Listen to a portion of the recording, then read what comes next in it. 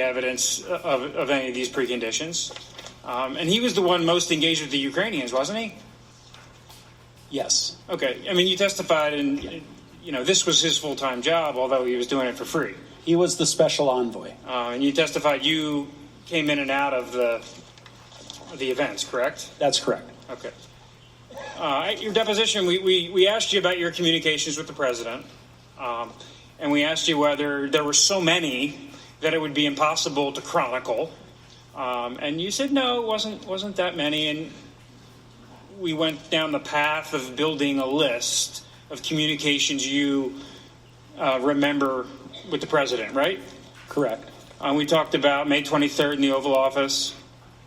Yes. You mentioned on July 25th, before you went to Ukraine, you called the president, but there was no material information on the 25th call, correct? I guess his testimony refreshed your recollection? Yeah, what refreshed my recollection was when he mentioned ASAP Rocky, then all of a sudden It came back to me. And talking about President Zelensky loving the president and so forth? Well, the whole thing sort of came back to me after mentioned ASAP Rocky. And then the next time, we tried to unpack this, the next time you talked with the president was on the telephone was September 9th, according to your deposition, right? I may have even spoken to him on September 6th, but again, Okay. I just don't have all the records. I wish I could get them. Then I could answer your questions very easily. Okay. But on September 9th, at least at your deposition, you were extremely clear. You called the president. You said he was feeling cranky that day, right? He seemed very cranky to me. And you said, in no uncertain terms, and this is on the heels of the Bill Taylor text, right? Right. And why don't you tell us, what did the president say to you on September 9th that you remember? Well, words to the effect, I decided to ask the president the question in an open-ended fashion because there were so many different scenarios floating around as to what was going on with Ukraine. So rather than ask the president 9 different questions, is it this, is it this, is it that, I just said, what do you want from Ukraine? I may have even used a 4-letter word. And he said, I want nothing. I want no quid pro quo. I just want Zelensky to do the right thing, to do what he ran on, or words to that effect. And that gave me the impetus to respond to Ambassador Taylor with the text that I sent. As I said to Mr. Goldman, it was not an artfully written text. I should have been more specific, put it in quotes, something like that. But basically, I wanted Mr. Taylor, Ambassador Taylor, to pick up the ball and take it from there. I had gone as far as I could go. And you believe the president, correct? You know what? I'm not going to characterize whether I believed or didn't believe. I was just trying to convey what he said on the phone. Okay, and at that point in time, the pause in the aid was paused for 55 days. There was a news article in Politico on August 28th talking about it. So by that point in time, the president had been receiving calls from senators. He had been getting pressure to lift the aid, correct? That's what I understand, yes. I want to turn back to your opener on page 5 under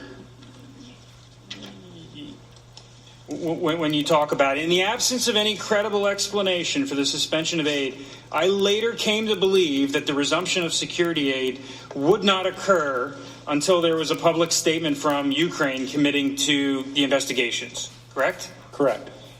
And you acknowledge that this is speculation, right?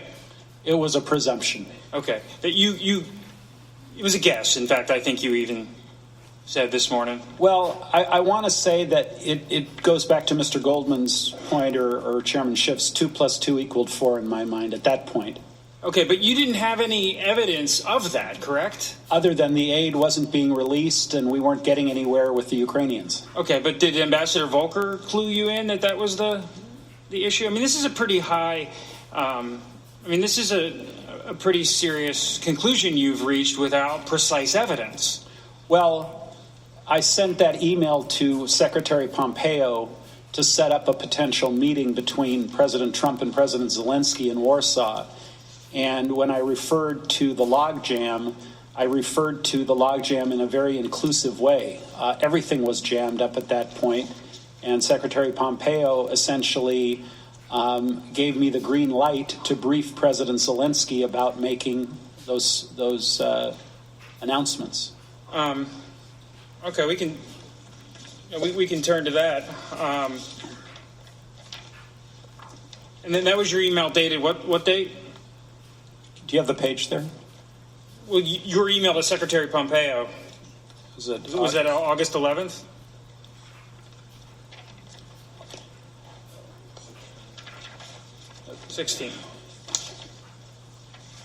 August 22nd.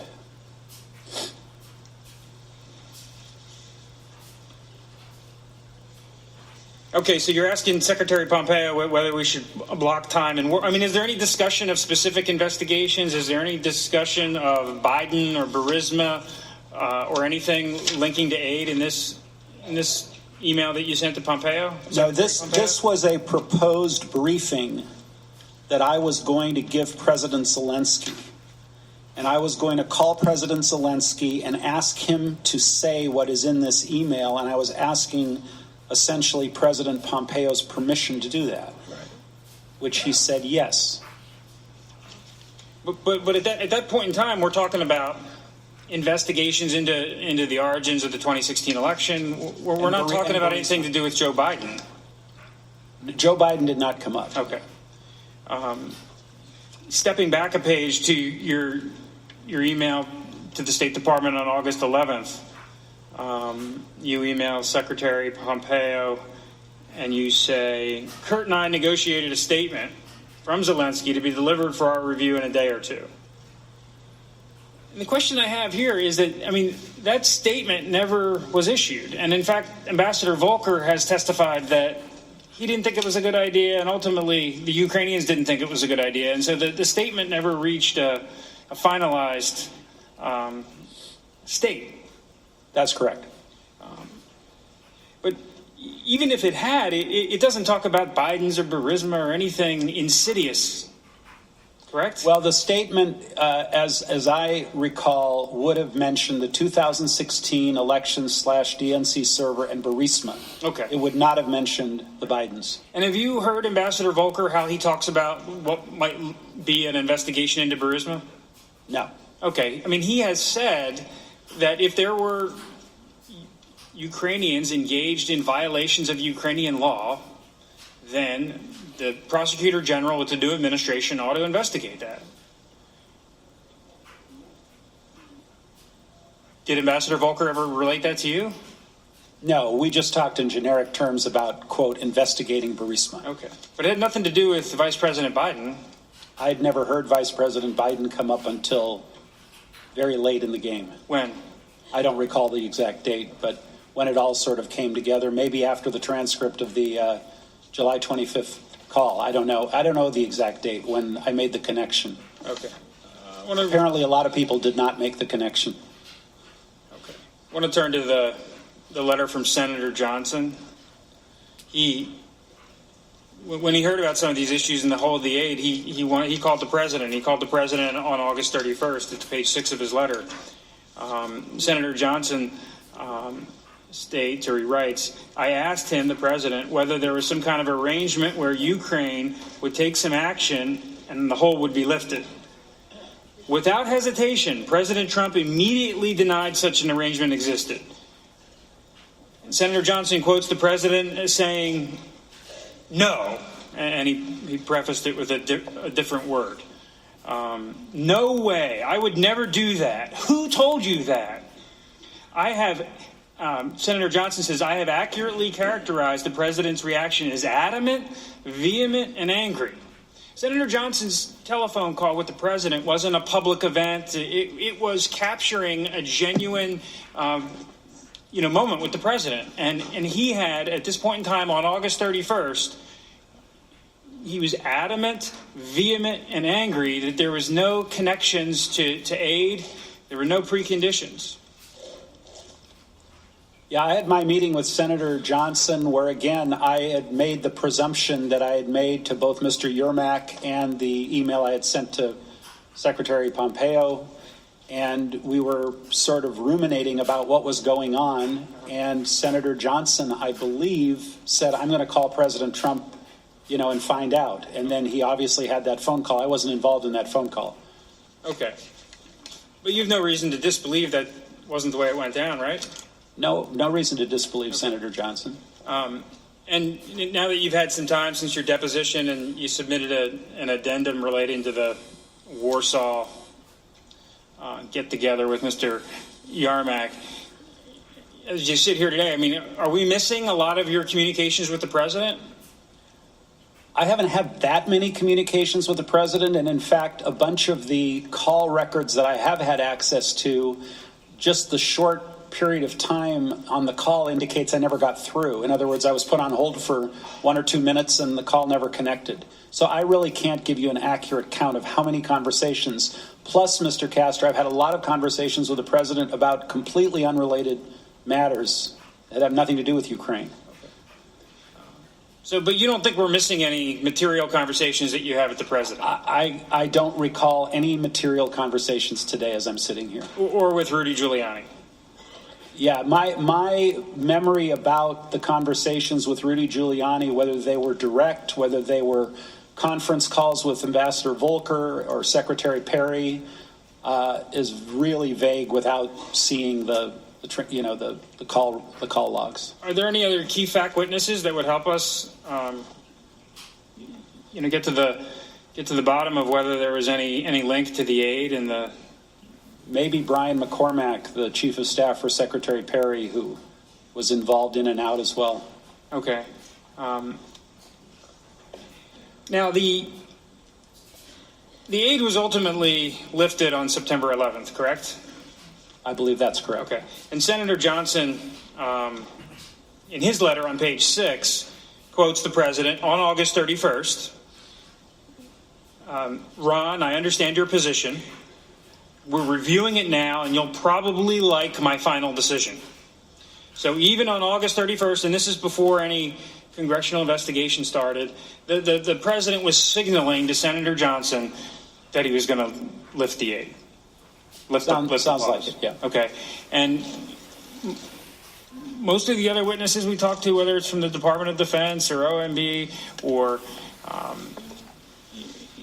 have told us that all along during this 55-day period, they genuinely believed the hold would be lifted. Was that your feeling, too, at the time? I didn't know because every time I asked about the hold, I was never given a straight answer as to why it had been put in place to begin with. Now, what do you know about the Ukrainians' knowledge of the hold? Oh, that's very vague. I don't know if the Politico article triggered it. I don't know if they were told by Mr. Giuliani. It would be pure guesswork on my part, speculation. I don't know. Okay. I mean, during your deposition, you testified that you did not believe the Ukrainians believed were aware of the hold until the Politico article. Yeah. I think I testified that I was not clear on the exact dates of when the light went on. There were a lot of conversations going on with the Ukrainians by a lot of people, so I don't know who communicated what to them. We have testimony from several witnesses that the president was concerned about foreign aid generally, and so he had an appetite to put holds on aid because he was trying to be a good steward of U.S. taxpayer dollars. Do you agree with that? I'm aware that that's been his position on aid and other matters. Yes. And are you aware that he was also interested in better understanding the contributions of our European allies? That I'm definitely aware of. And there was some back and forth between the State Department officials trying to better understand that information for the president? Yes, that's correct. And how do you know that wasn't the reason for the hold? I don't. But yet you speculate that there was, a link to this announcement. I presumed it, yes. Okay.